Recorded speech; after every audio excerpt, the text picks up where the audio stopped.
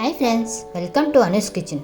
ఈరోజు స్పెషల్గా non veg కూడా తిన్నోళ్ళు ఈజీగా చేసుకునేలాగా పన్నీర్ కాజు గ్రేవీ కర్రీ ఎలా చేయాలో ఈ వీడియోలో నేను చక్కగా చెప్తాను. ఎక్కడ స్కిప్ చేయకుండా వీడియో మొత్తం చూడండి. ఇది చాలా బిర్యానీలోకి రైస్లోకి చాలా బాగుంటుంది.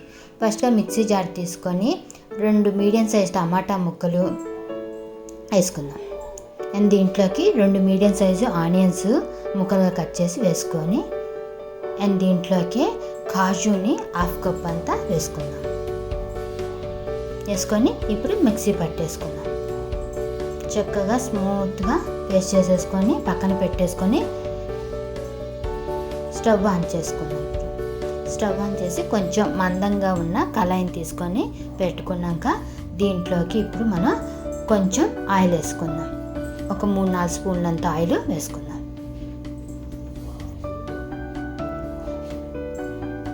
ఇప్పుడు ఆయిల్ హీట్ అవుతూ ఉంటుంది కదా, అండ్ దీంట్లోకి ఇప్పుడు నేను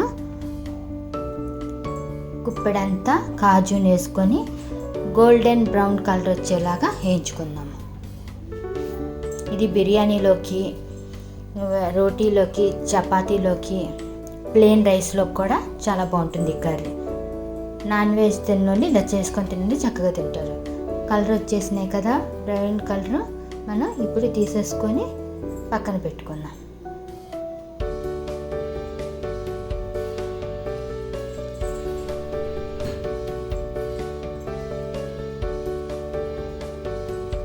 ఇప్పుడు ఆయిల్ సరిపోతే ఇంక 2 స్పూన్లు వేసుకోండి. ఇప్పుడు హీట్ అవుతుంది కదా, దీంట్లోకి మనం ఇప్పుడు కొంచెం జీలకర్ర, చెక్క, లవంగాయి వేసుకుందాం.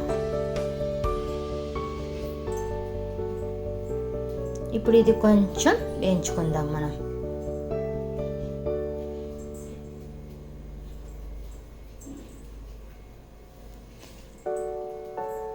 ఎగిందుకుతుంది కదా, ఇప్పుడు నేను దీంట్లోకి ఇప్పుడు నేను పేస్ట్ చేసుకొని పెట్టుకున్నాను కదా, ఆ పేస్ట్ని చిన్నగా వేసుకుందాం. నేను పచ్చి పెట్టుకున్నాను కాబట్టి దీంట్లోకి ఇప్పుడు నేను ఏ పేస్ట్ అంతా వేసేసుకొని పచ్చి వాసన పోయేలాగా అదంతా వేయించుకుంటాను. చక్కగా మొత్తం బాగా వేయించేసుకోవాలి. ఒక 2-3 నిమిషాలు. ఆయిల్ ఇలా సపరేట్గా వస్తుంది కదా, ఇప్పుడు బాగా అయినట్టు. దీంట్లోకి 1.5 స్పూన్ అంతా అల్లం వెల్లుల్లి పేస్ట్ వేసుకోవాలి.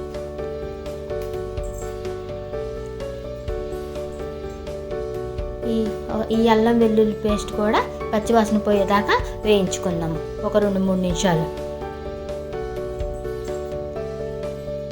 చక్కగా వేగింది కదా, దీంట్లోకి ఇప్పుడు మనం 1/2 స్పూన్ అంత పసుపు, 1 స్పూను సాల్ట్, 1 స్పూన్ ధనియాల పౌడరు, 2 స్పూన్లంత కారం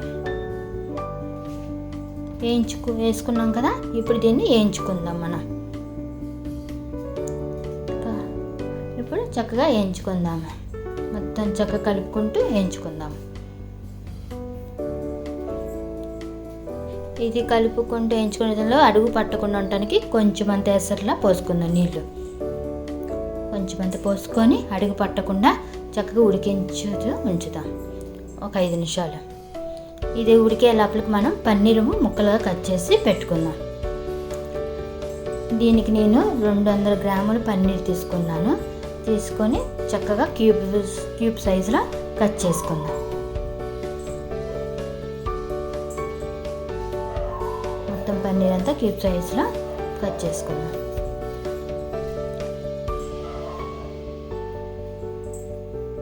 ఇప్పుడు ఇది చక్కగా ఉడికింది కదా, దీంట్లోకి మనం కట్ చేసి పెట్టుకున్న పన్నీర్ ముక్కల్ని వేసుకుందాం.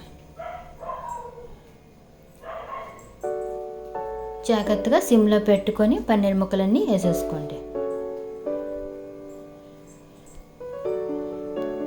ఇప్పుడు స్లోగా కలుపుకుందాం, ఆ ముక్కలకి ఈ మసాలాలన్నీ పట్టేలాగా. ఇప్పుడు మనం గ్రేవీకి సరిపడా కొంచెం ఎసరు పోసుకుందాం. 1/2 గ్లాస్ అంతా పోసుకుందాం. ఒకసారి ఇలా తిప్పేసుకోండి. ఎక్కువ గంటితో కలిపిన ముక్కలు అయిపోతాయి. అలా కాకుండా ఇలా కలుపుకుంటే మనకి ముక్కలు అవ్వకుండా ఉంటాయి.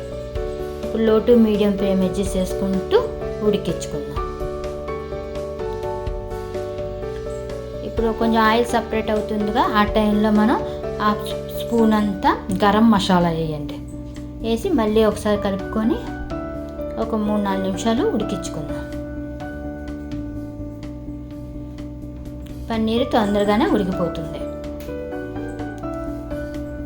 చక్కగా గ్రేవీగా వచ్చేదాకా ఉడికింది. ఇప్పుడు ఆయిల్ సపరేట్ అయిపోయింది, చూసారు కదా, బబుల్స్ లాగా వచ్చి ఆయిల్ సపరేట్ అయిపోయింది. పన్నీర్ కూడా ఉడికింది. కూర గ్రేవీగా రెడీ అయిందా. థిక్నెస్ చూసుకుంటూ మనం దింపే ముందు ఈ సైజ్ ఇలాంటప్పుడే మనం జీడిపప్పుని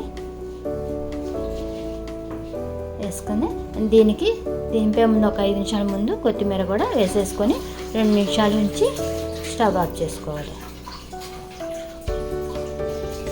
ఇది చల్లారినాక ఇంకా తిక్కుగా అవుతుంది. సో కొంచెం పల్చగా ఉన్నప్పుడే కట్టేసుకోండి. కొంచెం పల్చగా ఉన్నప్పుడు కట్టేసుకుంటే చల్లారినాక బాగా తిక్కు వస్తుంది. అంతే, ఎంతో టేస్ట్గా బాగుంటుంది. రెడీ అయిపోయింది. వీటి ప్లేట్లో గిన్నెలోకి సర్వ్ చేసుకుందాం. ఇది రైస్లోకి, ప్లెయిన్ రైస్లోకి, బిర్యానీలోకి, చపాతీస్, రోటీస్లోకి చాలా బాగుంటుంది. ఈవెన్ బ్యాచిలర్స్ కూడా చేసుకోవచ్చు. ఈ వీడియో కనుక నచ్చితే ప్లీజ్ లైక్ చేయండి, షేర్ చేయండి, సబ్స్క్రైబ్ చేయండి, కమెంట్ చేయండి.